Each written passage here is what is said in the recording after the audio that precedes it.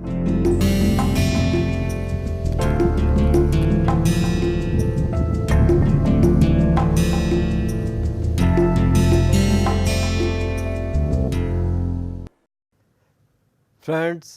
in the last lecture we were talking about population policy in general, and in this lecture I wish to draw your attention towards population policy of India. This will certainly be more interesting to you than the previous lecture, because we are talking about ourselves, our country, our problems. Now, friends, at the time of independence, India was in the early second stage of demographic transition. Mortality and fertility were high, but they had started declining. The condition was not as bad as in the beginning of the last century, and therefore, population was growing at about 1% per year. This 1% itself is indicative of second stage of demographic transition, because in the first stage of transition, growth rate of population is 0, both fertility and mortality are high and fluctuating, and therefore, growth rate is 0.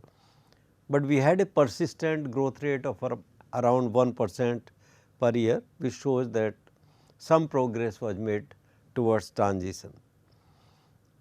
But at that time, reliable estimates of fertility, mortality and migration were not available. Demographers depended on stable population theory and some other analytical models of estimation for assessment of what were the rates and ratios at that time. Mostly we took census data. Census was the most reliable and data which was available at a gap of 10 years, right from 1881. So, by using analytical models, mathematical equations, regression lines, we estimated rates and ratios using census growth rate and age distribution. There was no experience of population control policy in any part of the world, not only in India, but not in any part of the world. So, there was a need. Pandit Jawaharlal Nehru at that time, Congress Working Committee, intellectuals, academicians, everyone felt, those connected with planning felt a need for population control.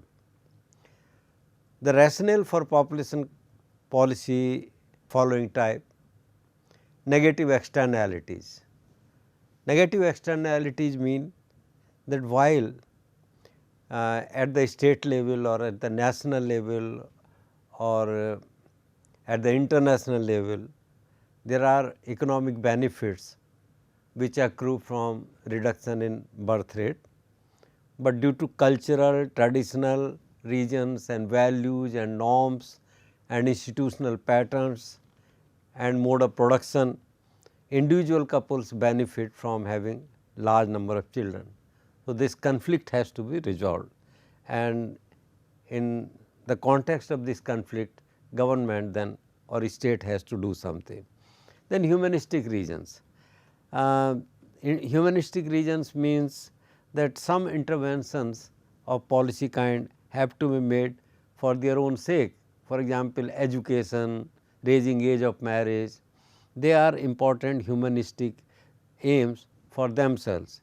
And then family planning program, policies, providing facilities, knowledge, behavioral change communication and laws, nobody would object to them. Now, in India, because at that time when we became free, society was traditional and it was very sensitive to talk about population issues.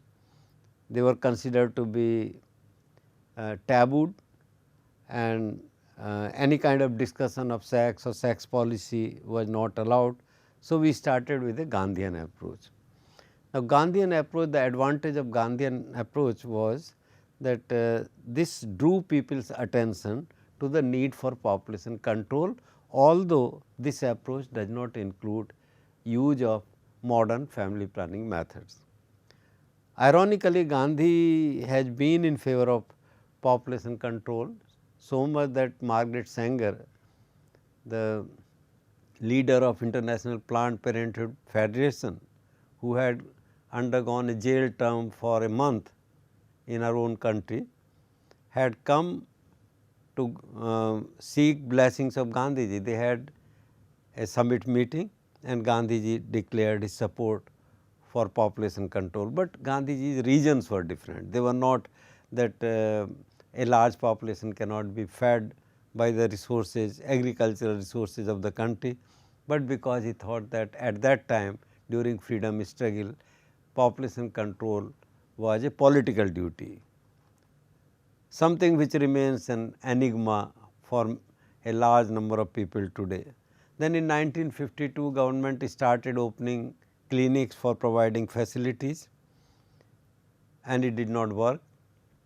They were limited, clinics were limited and there was no interest in the program. So, they could not yield any result.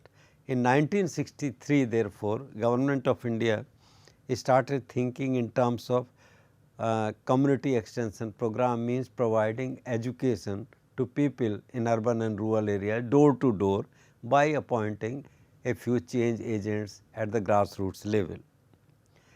And in order to fill gap in the data in 1963 and onwards, a lot of KAP surveys were conducted. KAP surveys means knowledge, attitude and practices.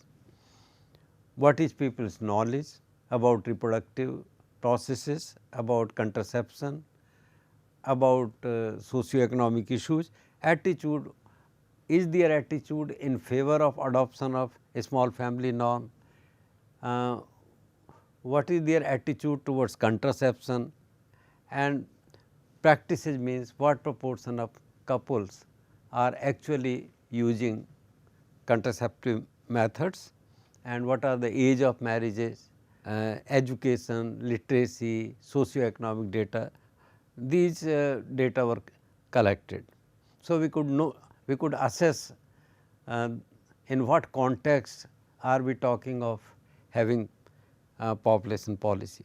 In 1965, seeing its success in some of the other countries like Japan, IUCD approach was introduced. IUCD means intrauterine contraceptive device, which succeeded to some extent for 2-3 years and then their number started falling. In 1972, a very energetic, dynamic IAS officer, Krishna Kumar, he started organizing mass vasectomy camps from Ernakulam district of Kerala. And then this approach, camp approach, a new term was coined, then mass vasectomy camps, to which large number of people came and got operated for vasectomy.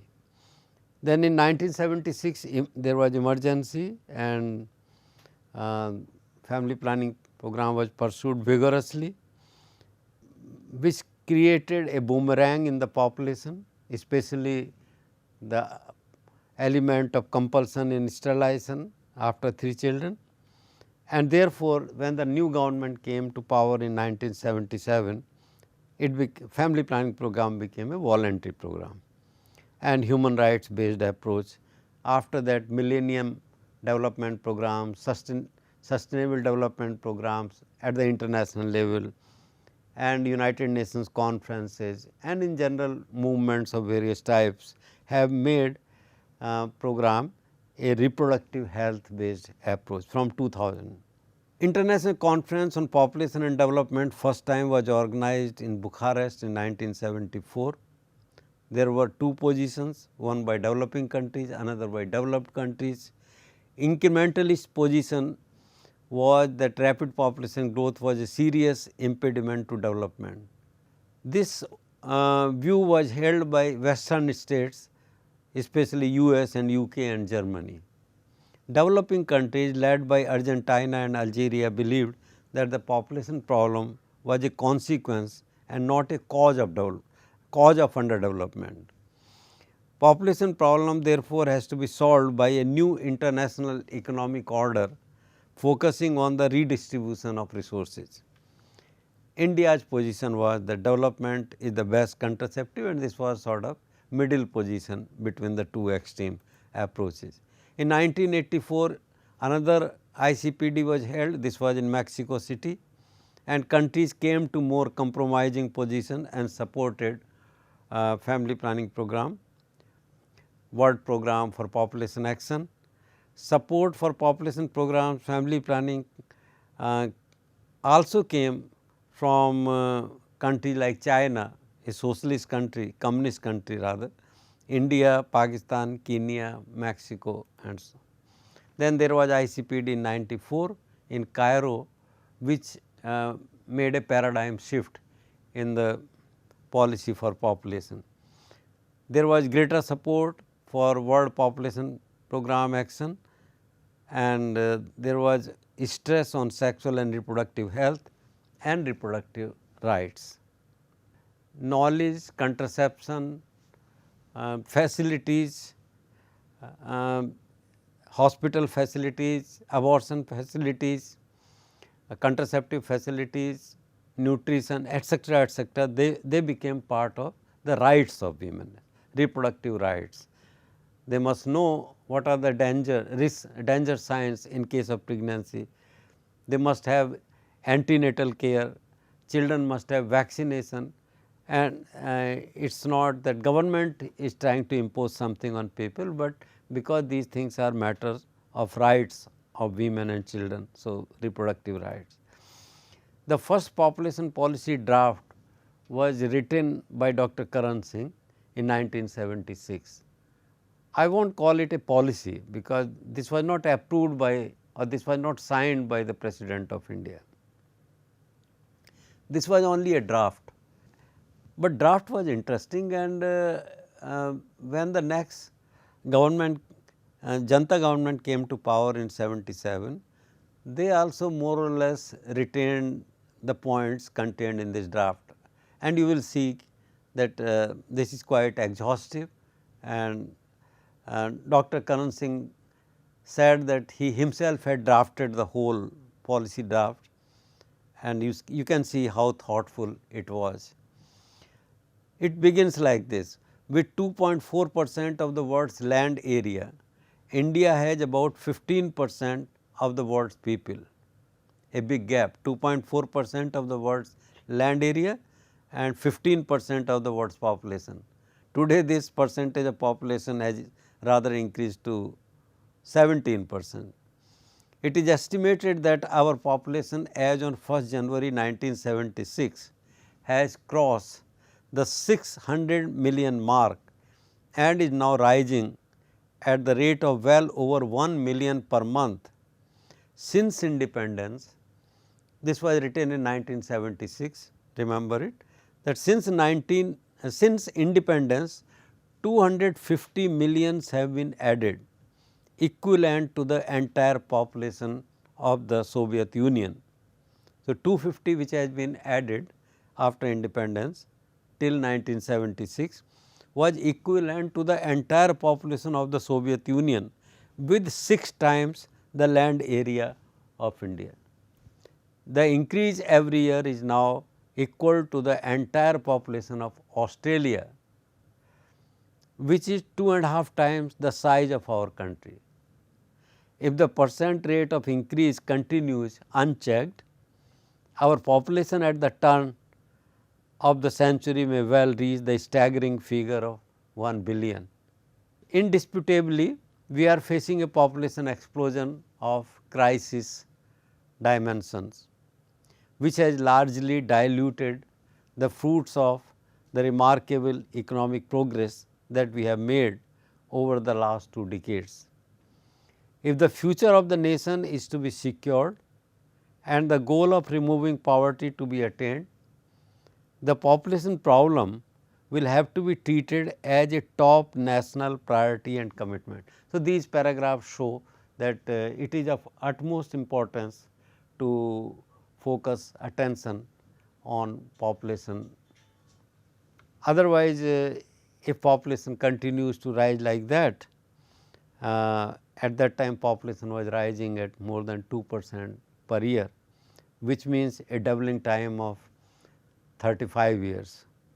So, if population continues to increase like that, all our socio-economic efforts to raise per capita income, to raise education, to make quality of life better will be nullified by the population. Now, the major themes of this policy draft were 20-point program, which was implemented during emergency time, targets for birth rate and death rate, essentially targets for birth rate and growth rate, because growth was of concern. Targets for death rate were indisputable. Everybody wanted to live longer, everybody wanted good health, and no community, caste, region ever opposed the idea of helping people live longer. But birth rate and growth rate are a problem. So, then raising age of marriage. For the first time it was suggested, and later on a law was passed that the minimum legal age of marriage of girls should become 18 and that of boys 21, and arranging for marriage of children, daughters and sons below this age would become a cognizable offence.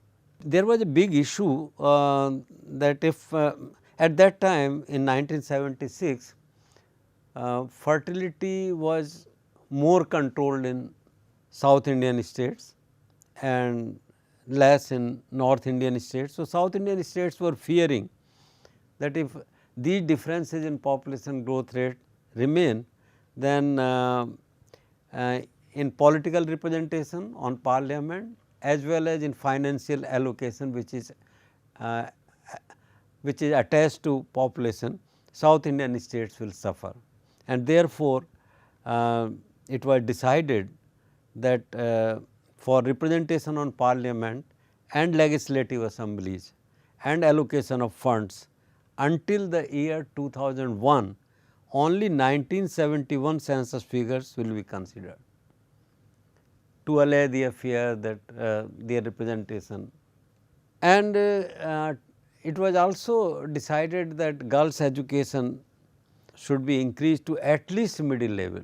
Now, we say high school, but at that time since the levels of enrollment and levels of education were low. So, it was decided that girls' education be raised to at least middle level. Then some other important points were that family planning was to become responsibility of all departments of government of India, all departments of center, agriculture, sports, administration, police, education, industry, all departments will cooperate and pool their resources to implement population policy of India. They also suggested monetary incentives, which became quite popular or which sort of lured very poor and tribal people sometime to go for sterilization. And the incentives were 150 after 2 children, 100 after 3 children and 70 after 4 children. Group incentives were also thought of, that villages or districts which will do better in population planning or population policy implementation, they will be given incentives at the panchayat level, at the block level, at the district level. States will also be given incentive in various forms. Wherever the central government helps gram panchayats or blocks or districts or states, more help or more financial allocation or more facilities will be given to those which do better in population control.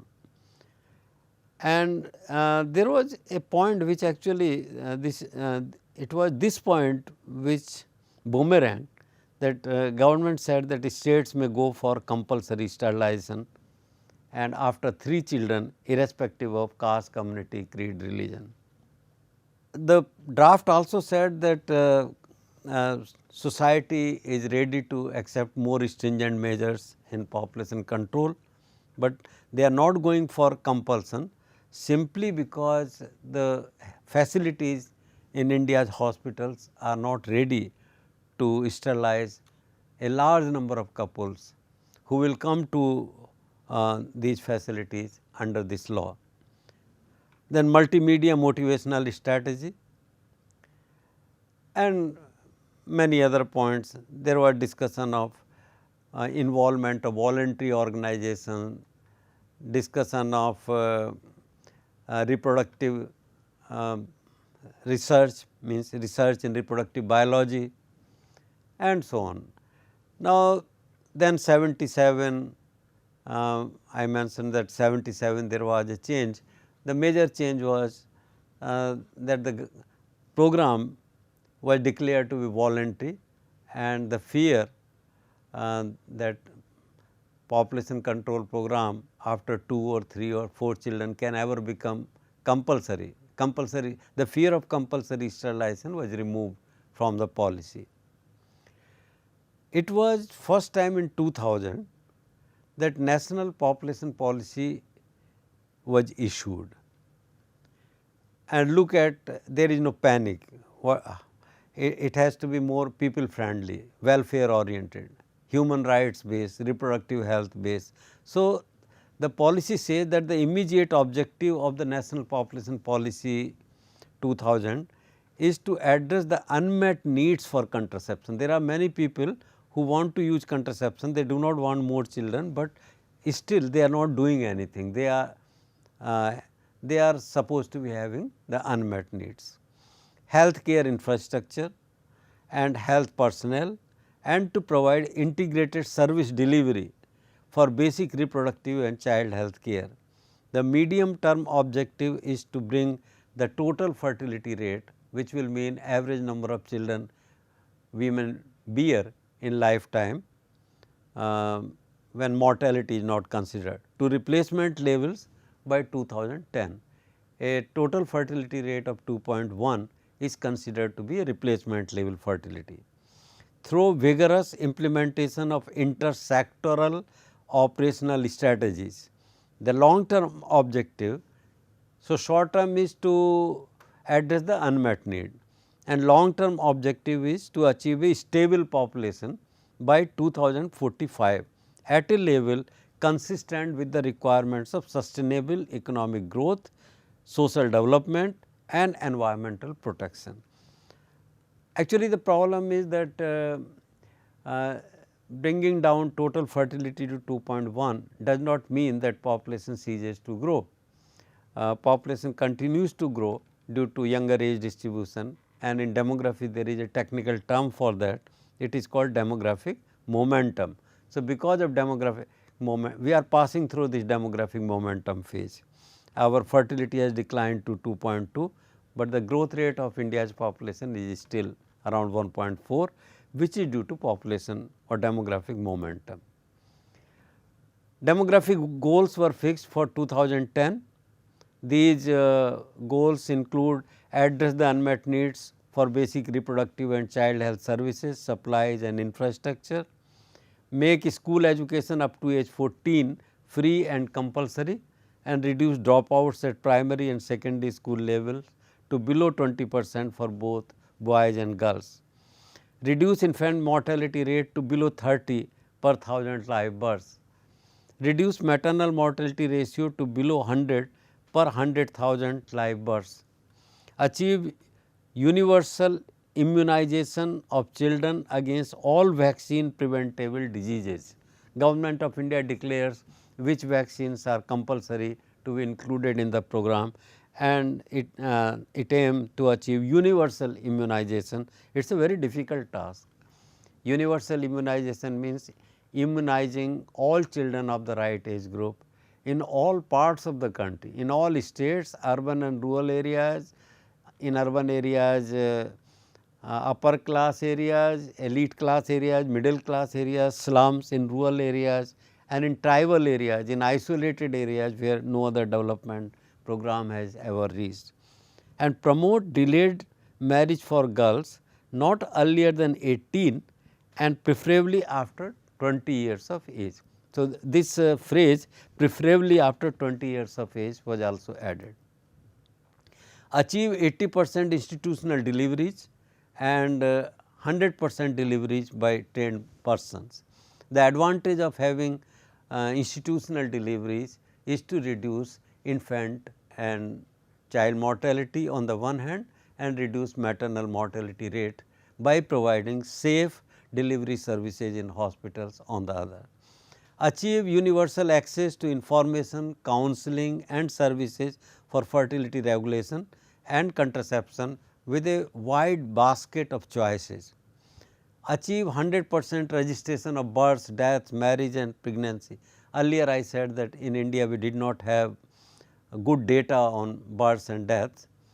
As part of the policy, registration of births, deaths, marriage and pregnancy was made a compulsory thing. Contain the spread of acquired immunodeficiency syndrome AIDS. By this time in 1986 sometime the first case of HIV were discovered in South India and government was worried, WHO was worried, international agencies were worried about spread of HIV and AIDS. So, there is a point about HIV AIDS. Between the management of reproductive tract infections and sexually transmitted infections and the National AIDS Control Organization or NACO. Prevent and control communicable diseases. Integrate Indian system, for the first time this included integration of Indian systems of medicine later called Ayush, Ayurveda, Unani, homeopathy and yoga and Siddha in the provision of reproductive and child health services and in reaching out to households.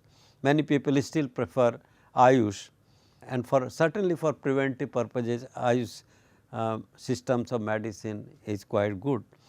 Promote vigorously the small family norm to achieve replacement level of TFR. Bring about convergence in implementation of related social sector program, so that family welfare becomes a people centered program.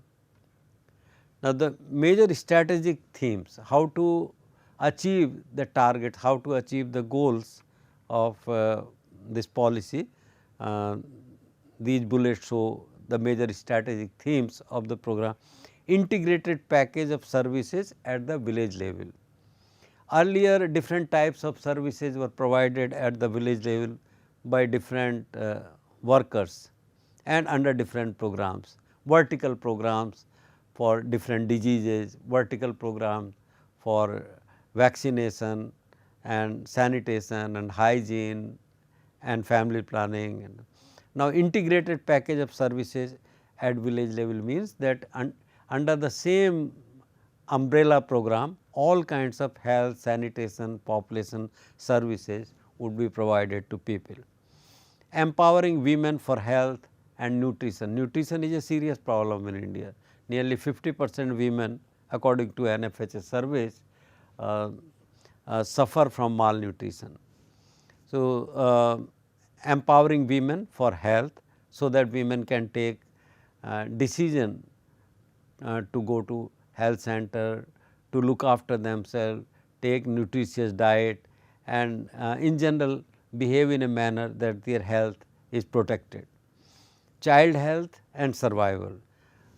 In one of the lectures I was telling that according to 10th 5-year plan, 60% cause of high population growth was attributed to age distribution, 20 to unmet need, 20 to child health and survival. So, this became an important issue. Then mainstreaming ISMH, Indian System of Medical Health, and IEC, information education communication to be clear, focused and disseminated to remote areas of the country. Between 2000 and 2018, in 2000 detailed action plan was made that continued all these years. The program was further strengthened by Millennium Development Goals 2008 with focus on poverty removal and curtailing HIV and AIDS that fixed strategies and targets for 2015. Now, after this Millennium Development Program is over, we have Sustainable Development Goals 2016 to 30, and although India has not formally signed, but India is also implementing. The goals are zero hunger, good health, quality education and gender equality. NFHS 4 provides lot of data, and if you want more details, you can go to NFHS 4 website. Just write in Google NFHS 4 and that will take you to NFHS 4 reports, data, tables, and from there you can learn. For example, one or two points which I want to show that infant mortality rate in India has which was 57 in NFHS 3, means during 2005 to 6 has declined to 41. It is a good news. Urban areas 29, rural areas 46. Current use of family planning, if you look at any method, then earlier any method percentage was 56.3, it has slightly declined to 53.5 and it can be a cause of worry. One has to look for why these figures are declining.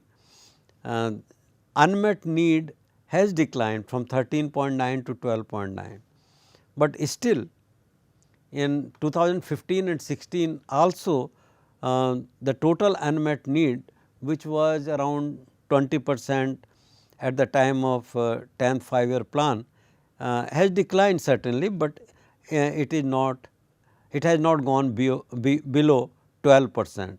12% in urban area, 13% in rural areas. Overall, there are 12.9% couples in reproductive ages in India who do not want more children, and still they are not doing anything for this. So, and is for there are different needs for terminal methods and spacing. Spacing is 5.7%. More of this you can learn by going to NFHS. All population literature, population data are available on net. You just need a motivation to study these facts. Write NFHS 4 in Google search and you will learn everything, all results of NFHS 4. Thank you.